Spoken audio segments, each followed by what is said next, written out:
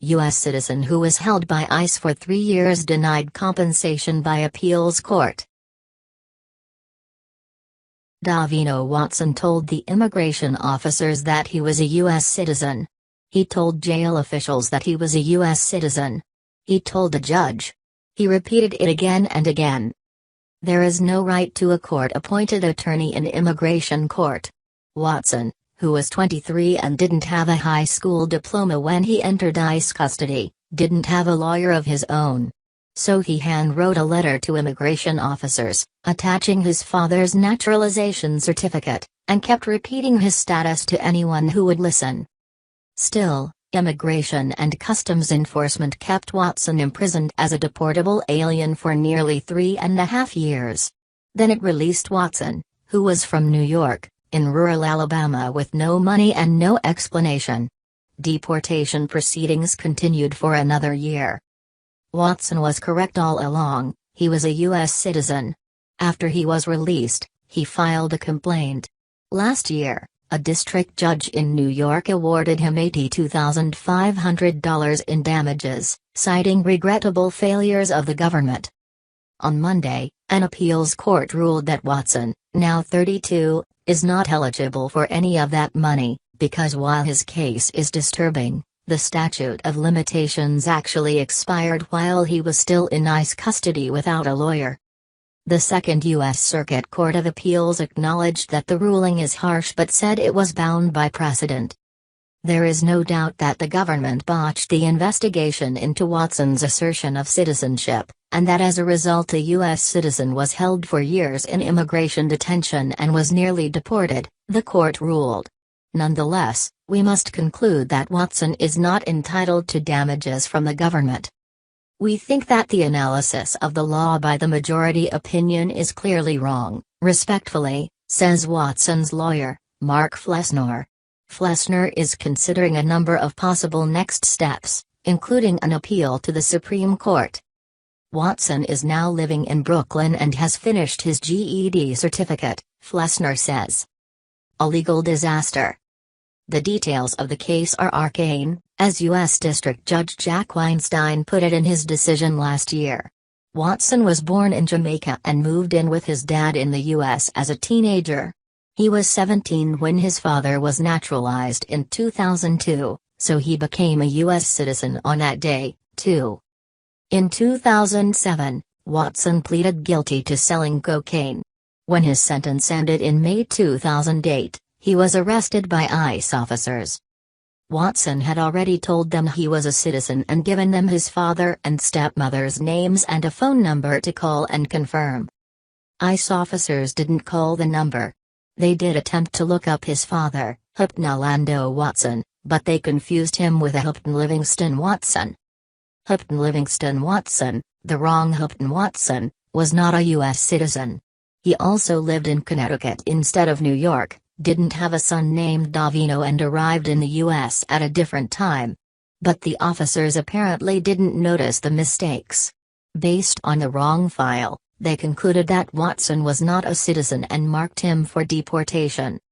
A years-long ordeal followed as Davino Watson, while detained, tried to fight his deportation in a complex case involving both U.S. and Jamaican laws.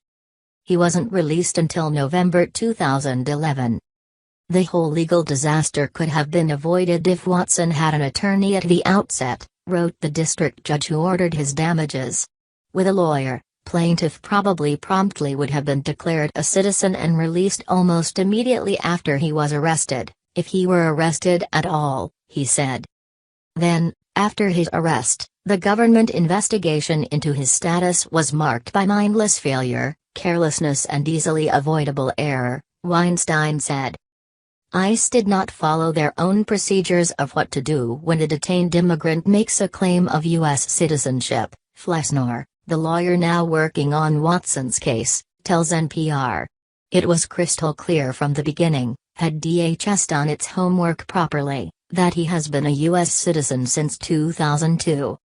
Plaintiff was badly treated by government employees, Weinstein, the district judge, wrote last year. He deserves a letter of apology from the United States in addition to damages. But the court is not empowered to order this courtesy. An untimely case? The Court of Appeals doesn't dispute any of those facts. The problem, the judges ruled, is one of timing. The 2-year statute of limitations on his false imprisonment started ticking when Watson first went before a judge, the majority said. That meant it expired while he was still in ICE custody, without a lawyer. The district court judge had ruled that this case merited an exception, as Courthouse News reports. Weinstein had agreed to apply the principle of equitable tolling to stop the clock, blaming Watson's lack of legal counsel and education for the lawsuit's untimeliness. The Second Circuit, however, found that Watson's case did not meet this exception. Equitable tolling is a rare remedy to be applied in unusual circumstances, not a cure-all for an entirely common state of affairs, the majority wrote. In a dissent, U.S. Circuit Judge Robert Katzman skewered his colleague's reasoning. I would hope that nothing about Watson's 1,273-day detention can be said to have been an entirely common state of affairs, he wrote. If it were, we should all be deeply troubled. The majority did acknowledge that Watson's case is extraordinary in a number of unfortunate ways but determined none of them justified the exception. Watson needed to file a complaint from detention to receive any compensation now. Flesnor, Watson's lawyer, says the ruling turns false imprisonment statute of limitation claims kind of on their head. It means a person in custody for an extended period of time would have to file a false imprisonment claim while detained, before it's been determined that they've been falsely imprisoned, he said. I mean, this is not only applicable to immigration cases, there's lots of citizens that are falsely or wrongly imprisoned. Unusual, not unique. Mary Meg McCarthy, the director of the Heartland Alliance National Immigrant Justice Center, says it's not unusual for a person fighting deportation to spend years in detention. McCarthy's group became involved in Watson's case in October 2011. She says she can't think of what he could have done, as a detainee asserting his citizenship, to make the process faster.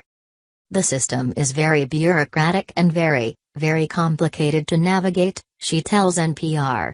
It's very Kafkaesque. His case lingered on and on because he kept saying, I'm a U.S. citizen and I shouldn't be deported, she says. The very fact that he kept asserting his status meant more organizations pulled into the process, more layers of bureaucracy, more time, she says. And while a lawyer could have sped up the process, Watson didn't have one. After 2 years, a pro bono attorney was appointed to help with one of his legal challenges, McCarthy says, but that didn't help with his ICE proceedings. Watson is not the only U.S. citizen to be detained in immigration court. NPR's Ida Peralta reported on the phenomenon in December. It's illegal for U.S. immigration authorities to hold Americans in detention. However, an NPR analysis of data obtained through a Freedom of Information Act request shows that hundreds of American citizens each year find themselves in a situation similar to Lorenzo Palmas. Those data show that from 2007 through July of last year, 693 U.S. citizens were held in local jails on federal detainers, in other words, at the request of immigration officials. And 818 more Americans were held in immigration detention centers during that same time frame, according to data obtained through a separate FOIA request by Northwestern University professor Jacqueline Stevens and analyzed by NPR. To be sure, the numbers represent a tiny percentage of all the cases reviewed by Immigration and Customs Enforcement, but advocates say holding even a single U.S. citizen should not be tolerated. A separate NPR review of court records showed that in dozens of similar cases, Americans asserted their citizenship only to be sucked into a system they should have never been a part of. Some were held for days, others, for months. Some were denied bail, and most were denied a court-appointed lawyer.